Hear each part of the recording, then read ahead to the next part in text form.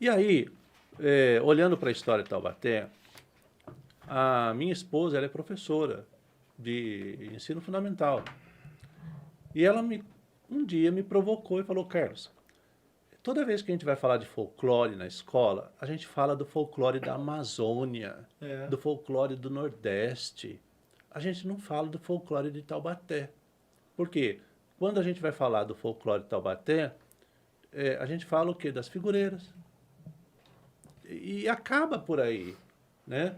Não tem essa coisa, essa pegada de celebrar o folclore local. Eu falei, por que será? Eu fui procurar saber, né? E aí achei um livro da virada do... É um conjunto de livros. Eu não vou citar o autor, vocês vão entender por quê. Ele escreveu alguns livros entre 69 e 71. E num desses livros, ele fala sobre lendas. Aí eu fui lá, né? Vamos ver, né?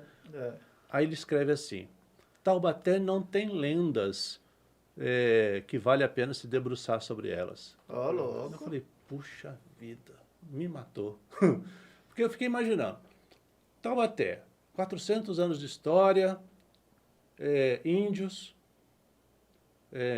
bandeirantes, fazendas de café e não tem lendas? Impossível, Dificilmente, né? Impossível. Impossível. Aí eu fui atrás. Então, comecei um trabalho de pesquisa, internet, né, jornais antigos, livros de Taubaté, referências. E aí chegou uma hora que eu tive que ir para a rua, que eu tive que ir para a roça, que eu tive que conversar com as pessoas da zona rural, que é um celeiro das lendas, né? sim. Certeza. Aí eu fui registrando todo esse material. Né? Toda a história que me contavam, eu registrava. E aí, algumas coisas... Isso há 15 anos atrás? Não. Isso antes de 2018. Coisa, Que próximo. É recente. Porque o livro foi lançado em 2018. Ah, sim.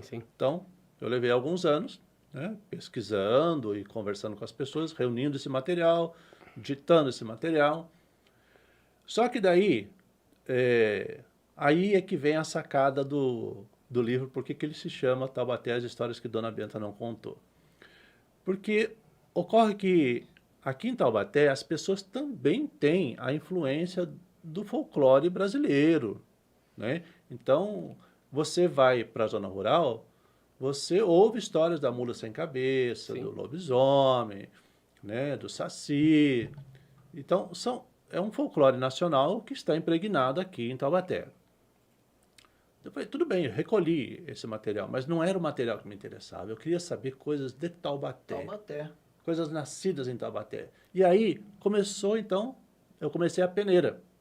Então, eu não queria falar sobre a cuca, eu não queria falar sobre o saci, porque Monteiro Lobato já tinha falado. É, verdade. E ele tinha falado através da Dona Benta Sim. e também da tia Anastácia. Tia Anastácia. Então, que eram as contadoras de história do sítio do Pica-Pau Amarelo. Muito bem.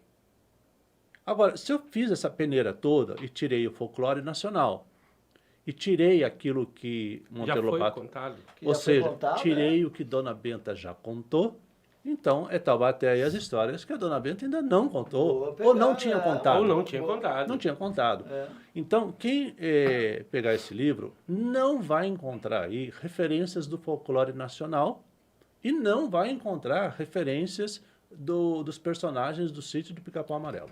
Até porque já foi contada, Já né? foi contado. Então, aqui, então, quem adquiriu um livro desse aqui são histórias únicas. Não Únicas. foi contada mesmo, não tem outro... São histórias taubatianas. São Não- histórias que foram contadas através da sua pesquisa, através da sua... Você se jogou no campo, foi poupar essas histórias de pessoas que viveram isso. Isso. Essas que não histórias, foi contada mesmo. essas histórias nasceram em Taubaté. Você vai encontrar uma ou outra dessas histórias já contadas, porque é nosso papel resgatar essas histórias, Sim. né? Recontar essas histórias. Então, algumas dessas histórias já existiam aí